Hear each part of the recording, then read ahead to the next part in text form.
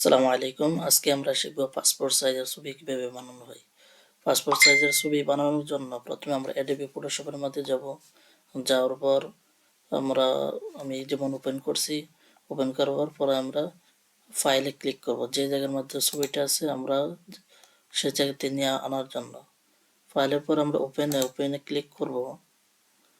করার পর আপনার যে ফোল্ডারে আপনার ছবিটা আছে এখান থেকে নিয়ে আসবেন। যেমন আমি এই ছবিটা নিয়ে আসলাম। হয়ে গেলে প্রথমে আমাদের কাজ হলো যে এটাকে একটি সাইজের মধ্যে নিয়ে আসা, পাসপোর্ট সাইজের মধ্যে নিয়ে আসা। পাসপোর্ট সাইজের মাপ হলো ওয়েট দিতে হবে 1.77, আর হাইট দিতে হবে 2.17। এটা আমাদের জন্য করার জন্য ক্রপ টুলে যাব। এখানে দেখেন এটা হলো ক্রপ টুল। এই ক্রপ টুলে যাব। ক্রপ টুলে ক্লিক করার পর এখানে লেখা আসবে উপরে। এখানে থাকবে ওয়েট এন্ড হাইট রেজুলেশন।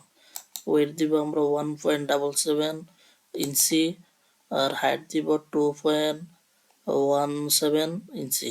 আর এখানে আমরা সবসময় রেজুলেশন 300 রাখবো। 300 কারণ প্রিন্ট করার জন্য 300 রেজুলেশন হয়। এখন হওয়ার পর আমরা যে ছবিটাকে আগে সুন্দরভাবে ছবিটাকে মাপ নিয়ে দিব। পাসপোর্ট সাইজের ছবিটা কতটুকু রাখবো এ অনুযায়ী। যেমন আমি ছবিটাকে সুন্দরভাবে নিয়ে নিলাম। পর আমরা ইন্টারে ক্লিক করব।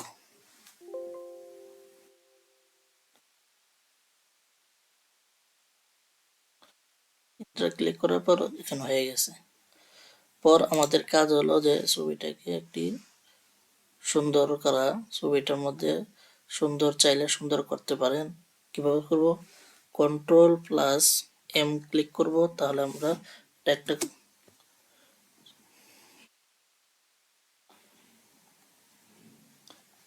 কন্ট্রোল+M ক্লিক করার পর এখানে এই অপশনটা চলে আসবে। এখানে আমরা এই একটু এদিকে নিব।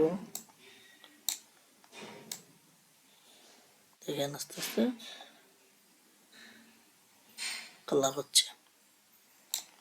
তারপর আমরা ওকে দিব।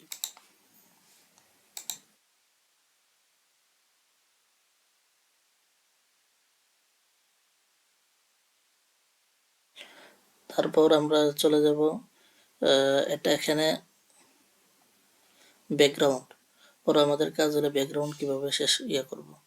ব্যাকগ্রাউন্ডের জন্য আমরা যাব হলো পেন টুল। সবচেয়ে সহজভাবে হয় পেন টুল। পেন টুল ভাবে করলে তাড়াতাড়ি ইজিভাবে সুন্দরভাবে করা যায়। তবে এর আগে যেন ছবিটাকে ভালোভাবে সিলেক্ট করা যায়, এই জন্য আমরা এটাকে জুম ইন জুম আউট করে নিব। জুম ইন জুম আউট করার জন্য Ctrl+K এখানে ক্লিক করব। এখানে ক্লিক করার পর আমরা যাব টুলসের জন্য এখানে লেখা থাকবে জুম উইথ স্কুল। এখানে টিক না থাকলে টিক মার্ক দিয়ে দিবেন, দেওয়ার পর ওকে দিবেন, তাহলে এটা জুম ইন জুম আউট হয়ে যাবে। তারপর আমরা পেন টুলের সাহায্যে এটাকে পুরোটা সিলেক্ট করব।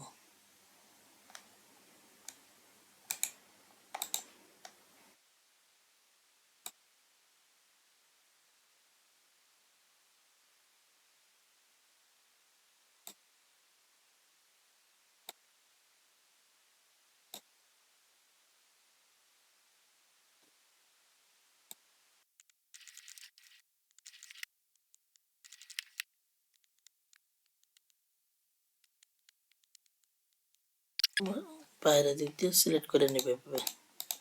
সিলেক্ট করার পর এখানে জায়গা দিয়ে শুরু করা হয়েছে ওইখানে ক্লিক করব।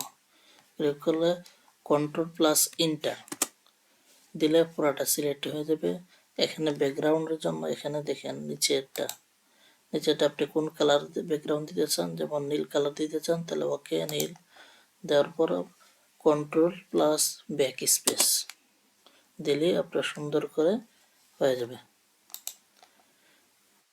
Ctrl+D দিলে সিলেক্ট চলে যাবে, সুন্দর করে হয়ে যাবে। এখন আমাদের সুন্দরভাবে ব্যাকগ্রাউন্ড হয়ে গেছে, তবে আস্তে আস্তে আপনারা করবেন, সুন্দরভাবে হয়ে যাবে। এখন আমাদের আরেকটি কাজ হলো যে ছবিটাকে আর একটু সৌন্দর্য করার জন্য Ctrl+L এখানে এভাবে দিব। আপনি যেভাবে সৌন্দর্য বা বাড়ানো কমানো চান আপনি সুন্দরভাবে দিয়ে দিবেন এভাবে, আর ওকে। আরো যদি চান যে এটাকে একটু সুন্দর করার জন্য চেহারাটা, তাহলে এখানে আপনি চলে যাবেন ব্রাশ টুল, এটার নাম হলো ব্রাশ টুল। ব্রাশ টুলে গেলে আপনি প্রথমে আপনাকে দিয়ে আইড্রপার টুল দিয়ে আমরা ক্লিক করব। এরপরে এখানে কোনটাকে কোন কালার নিতে চাই, যেমন এই কালার নিতে চাই, এখানে ক্লিক করব। তারপর হলো ব্রাশ টুল দিয়ে যে জায়গাটা দরকার এই জায়গায় সুন্দর করে এভাবে দিবে। এভাবে আপনি সুন্দরভাবে কাজ করে নিতে পারবেন। সবাইকে ধন্যবাদ।